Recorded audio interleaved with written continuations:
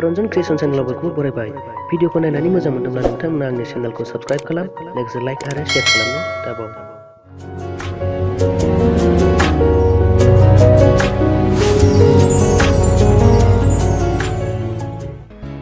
फैदो जों दिनै बिदिब्ला नैबे दोंसे खन्थाइखौ खोनासंलांदिनि।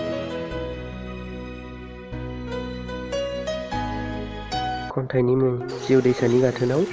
खन्थाइखौ आवरायदों आं गावनो, रन्जन बसुमतारी।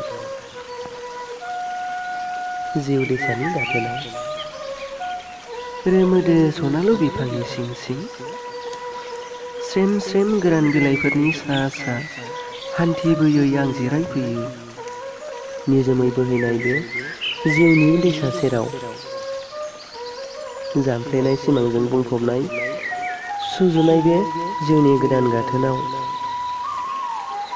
बेलारोम रैरुब बाग्लायनाय सुदेम बारा सोलेरखौ माहियै बिलिरफैनायाव आवबा नांना आं बिरथिं फाहैयो सिमांफुरिनि बै गोदान गाथोननि गोजोनफुरियाव। खासि बिबारफ्रा अब्ला गेलेमै मोसाग्लांना दुफायलु गोरबोखौ हायनारियै बरायफैयो। फागुन फागुन उदां बिखाया अब्ला खायसोयै आंगो आंगोसो मोदोम होफैसिनो। रैदुब दुब्रि बिलाइनि सायाव जदामब्लेनानै नोजोर सिंखाव हरोब्ला हरै मारुआव आंगो गाथोननि महरखौ खोमानाङो गोसो। रुगुं गैयै जायो निरिबिलि बे मुलुगाव आं।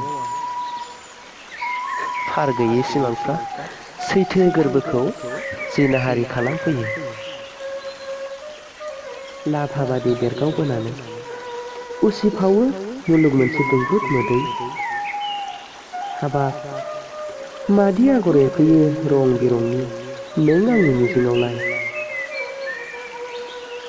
जिउ दैसानि सिमब्रेनाय दाहारनि अननायनि बिलिरनायजों नोरजिया जानांनाय गोजाम सिमांनि गोदान बे गाथोनाव